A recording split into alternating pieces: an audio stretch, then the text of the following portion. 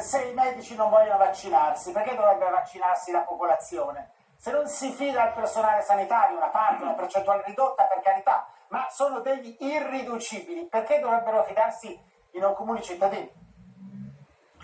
Lei ha perfettamente ragione, tutti coloro che sono a contatto con i pazienti e con la salute hanno fatto degli studi anche adeguati, per cui devono avere anche dei comportamenti naturalmente di conseguenza. In Alto Adige in particolare la parte Novax era particolarmente rappresentata per gli operatori sanitari, omnicomprensiva come situazione, erano 4.000 all'inizio della campagna vaccinale e 1.500 avevano fatto una giustificazione attraverso il medico curante.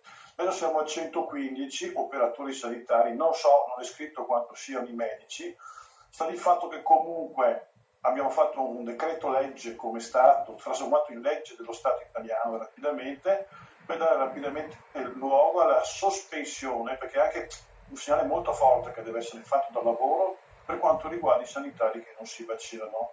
Noi come ordine medici abbiamo dato i dati, cioè l'elenco di tutti quanti i nostri iscritti, come hanno fatto gli infermieri, i biologi e quant'altro. Le ASL hanno incrociato i dati e sono arrivati i primi elenchi ai sanitari che non sono vaccinati.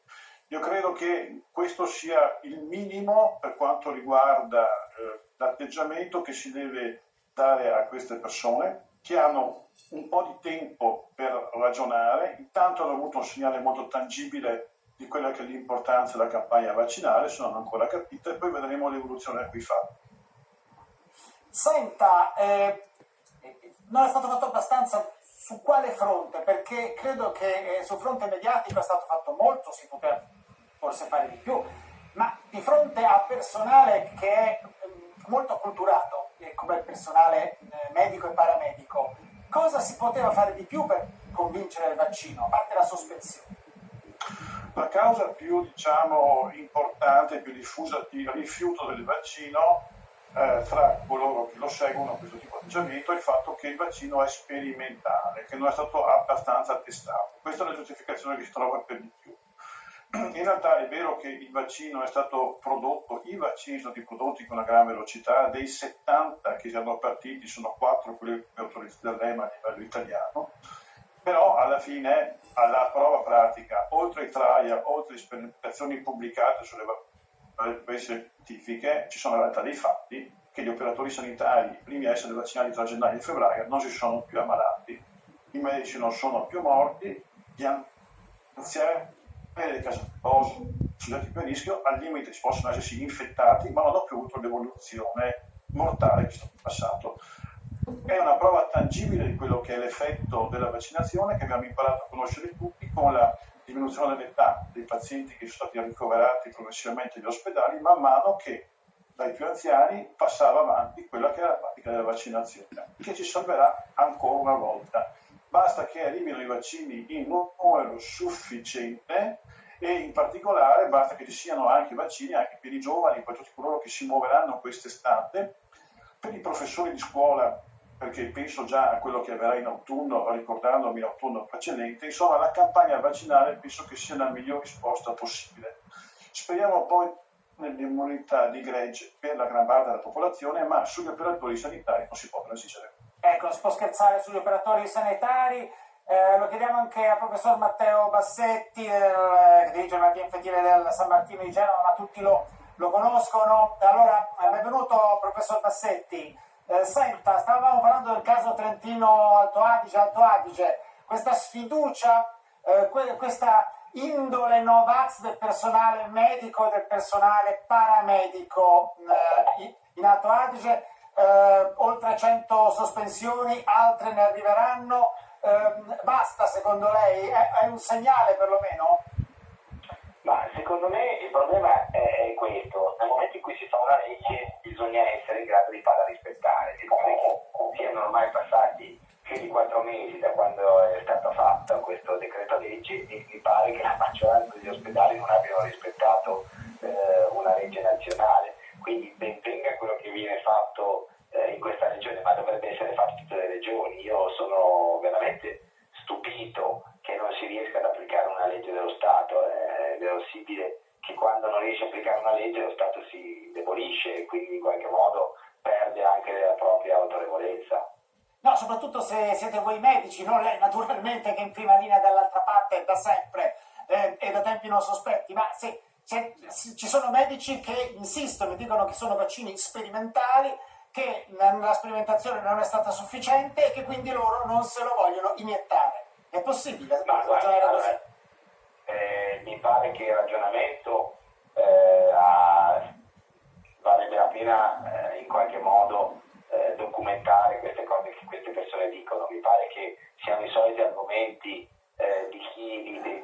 di un gruppo di Novax o comunque di vaccinoscettici che dicono sempre le stesse cose. Questo è un vaccino che è stato approvato da parte degli enti regolatori mondiali, quindi prima da parte della FDA, poi da parte di EMA e poi da parte di AIFA. È un vaccino che è sul mercato italiano, è un vaccino che ha dimostrato di fare una sperimentazione con tutti i crismi, fase 1, fase 2, fase 3, e quindi non vedo come si possono dire certe cose, soprattutto le trovo assolutamente anacronistiche per ciò che è capitato nel nostro paese nell'ultimo anno e mezzo.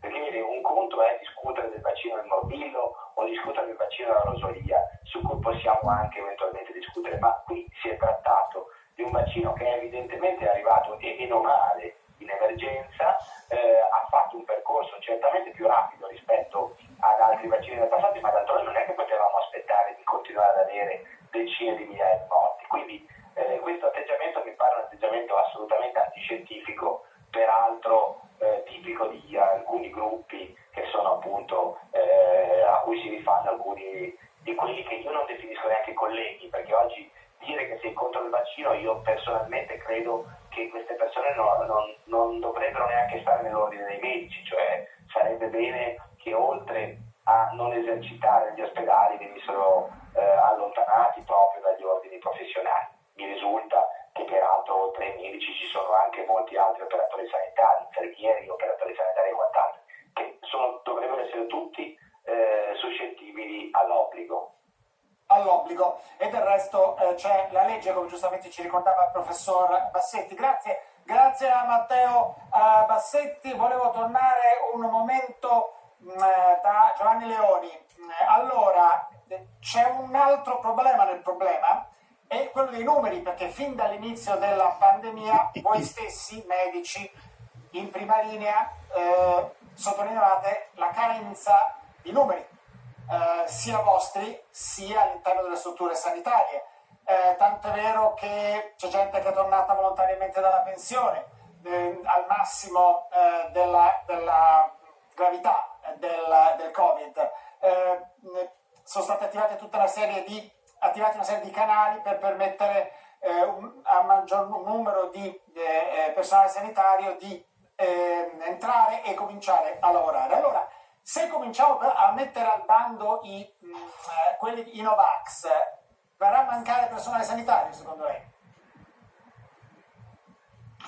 Bisogna verificare naturalmente il tipo di personale sanitario. Per quanto riguarda i medici, mi auguro che il numero non sia tale da compromettere quella che è l'assistenza, anche perché bisogna anche verificare sul campo qual è che è stata anche l'implementazione che ho visto in questi ultimi tempi, perché sono stati molti concorsi tramite anche il decreto Calabria, tramite anche l'ingresso di specializzandi per quanto riguarda le nuove leve. Dopo tanto tempo, con gli sforzi delle federazioni, dei sindacati, dell'opinione pubblica e della stampa, finalmente si sono aperte le maglie per quanto riguarda l'aumento delle borse di specializzazione e anche dei laureati in medicina.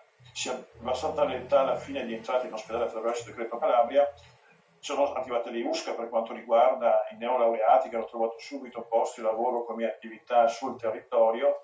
Insomma, si cerca di fare il massimo con quelle che sono le forze attualmente diplomate in campo.